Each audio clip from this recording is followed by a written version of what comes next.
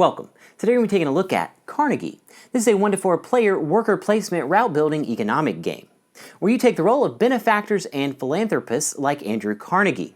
You'll be controlling your own company, establishing transportation routes, making donations, and managing your employees, trying to have the most successful company. How do you have the most successful company and win the game? By having the most victory points at the end of 20 rounds. Now that we know what the winning condition is, let's take a look at the components set up and how gameplay works in Carnegie. Now let's take a look at the components. Some of the components are from the deluxe edition of the game. You have the main game board. Around the outside of the main game board, you have the victory point track. On the top right, you have the route scoring. In the middle of the main board, you have the map. You have small, medium, and major cities. Across the top, you have the donations, education, human rights, welfare, and health. In each region, you have transportation tracks. And next to the tracks are a mission area. On the bottom left, you have the in-game scoring. Start tile, end tile, timeline tiles, action markers, timeline marker, first player marker, goods cubes, banknotes, department tiles, there are 2 of each tile, department board, and each of the player colors, you have company boards. These are filled with permanent departments and a lobby. Project tabs, action choice tile, employee figures, player discs, score marker, player aids, solo cards, and the expansion. In the expansion you have 4 donation tiles, department tiles, and a notepad. The expansion booklet, and finally your rule book.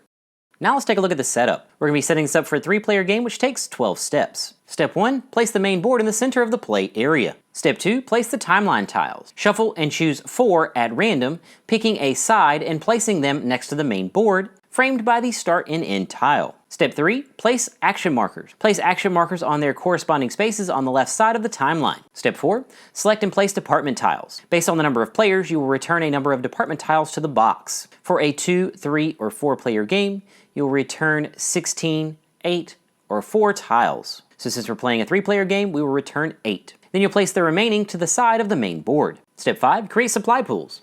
Create a supply pool for goods cubes and banknotes next to the main board. Step 6, get in place player components. Each player will get 4 goods cubes and $12, a company board to place in the center of their player area, a set of project tabs sliding them into their company board on the right side with the first space exposed. Players may use either side of the tabs. 10 employees, 5 standing up in each department, 5 laying down in the lobby, and 5 remaining next to the main board. 1 on the 0 on the score track, 1 on each region of the transportation track, a disc on housing, commerce, and industry tabs, and the rest next to the company board. Step 7, choose a first player. The most daring player is the first player and gets the first player marker and timeline marker. Step 8, for a 3 or 4-player game, you'll get the action choice tile. Based on the number of players, you'll get an action choice tile. 4, all the players would get a tile. In a 3-player game, only the 3rd player would get a tile. Step 9, in a 2 or 3-player game, place discs. For 2 or 3-player games, you'll place 18 or 9 additional discs of an unused color. Draw a solo action card, placing a disc on the donation chart at the top of the card, then placing 1 on the leftmost unoccupied construction space on 2 to 4 cities named on the 4th row. You will repeat this process until all discs are placed. Step 10, place starting disc and get a department. Beginning with the player to the right of the first player and going counterclockwise, a player will place a disc from their housing tab onto a housing space on the main board in a medium or major city. Then choose 1 department tile to place in your reserve. Step 11, move employees. Starting with the first player going clockwise, each player can move their employees up to a total of 6 steps orthogonally, and then they would lay them down. Keep in mind that they can go on empty spaces.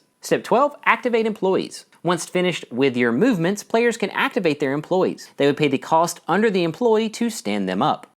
Now let's look at the gameplay. A game consists of 20 rounds. A round consists of 4 phases. Select timeline, events, use departments, and activate employees, end of round. Now let's look at each phase in detail. Phase 1, select timeline. The first player selects a timeline between HR, management, construction, or R&D. Then places the timeline marker to the right of the action marker on that timeline. If an action marker is at its end, you would place it to the right and flip the next row marker over as long as there is space to the right of that marker. If not, you would go to the next row. Once you've placed the timeline marker, we move to phase 2, events. Based on the space marked by the timeline marker, You either take income or make a donation. To take income, starting with the first player going clockwise, and if you have one or more in the mission area in that region, you would carry out 2 steps. Step 1, return 1 or more employees to your lobby, generating income per employee based on how far you develop transportation in that area. You would place them on their side in the lobby. Step 2, each player that return an employee receives income from each project already built. These are marked by the exclamation marks. When making a donation, the first player going clockwise, players may choose to make a donation, placing a disc on the donation chart at the top of the main board. Your first donation is $5, second is $10, third is $15, and fourth is $20. You may only place 1 disc per space. Keep in mind that the furthest right event on each track is an and/or. Once we've carried out the event, we move to phase 3, use departments. With the first player going clockwise, players may use any department corresponding to the action type that was chosen. They can be used for each active or standing employee, and keep in mind that an employee remains active until it moves or is sent on a mission. There are 4 departments. The first, Human Resources. This allows you to move employees. For the Human Resource Department printed on the board, each active employee would give 3 moves, and you may move the employees orthogonally, laying them on their side. Each department does have limited active spaces and an unlimited inactive spaces. The Management Department. This allows you to generate resources and build new departments. For the first Management Department printed on the board, allows you to gain $3 or a goods cube, or send an employee on a mission and get $6 or 2 goods cubes. For the second, you would pay a good cube to place a new department where an employee is located, or pay 2 goods cubes to place a department where no employees are located. Keep in mind that you cannot have identical departments. Construction. This allows you to build projects.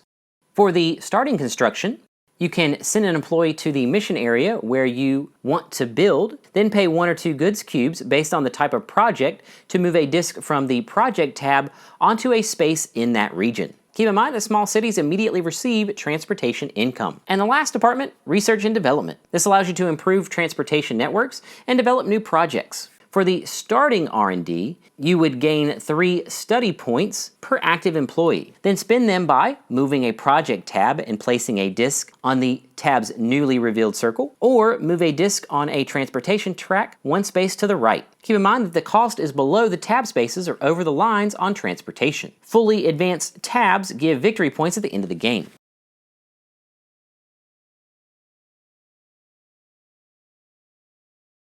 Once all the players have used their departments, we move to Phase 4. Activate employees, end of round. Players can activate inactive employees, paying the cost indicated under the workstation in their department, and stand them up. Then the first player moves the action marker 1 space to the right, displacing the timeline marker, and then they will pass the first player marker clockwise along with the timeline marker. Then the next round would begin, and rounds would continue until the end of the 20th round when all action markers are at their end. Then we would go to the final scoring. The final scoring takes 7 steps. Step 1, gain 3 victory points for unused action choice tiles. Step 2, gain 1 victory point for each active employee. Permanent and on-mission employees do not count. Step 3, built departments. Gain 2 victory points for each built department in the bottom 3 rows on your company board, and 3 for each in the top row. Step 4, project tabs. Gain victory points for each project tab, adding your victory points together. Step 5, major city connections. Based on the chart in the top right of the main game board, gain victory points for a number of major cities in the lowest level of transportation across all the regions. Step 6, projects. Gain victory points for each project built in cities indicated below each city. And Step 7, donations. Gain victory points for donations up to 12 victory points per donation. Once all the players have totaled their victory points, the player with the most victory points has the most successful company and wins Carnegie.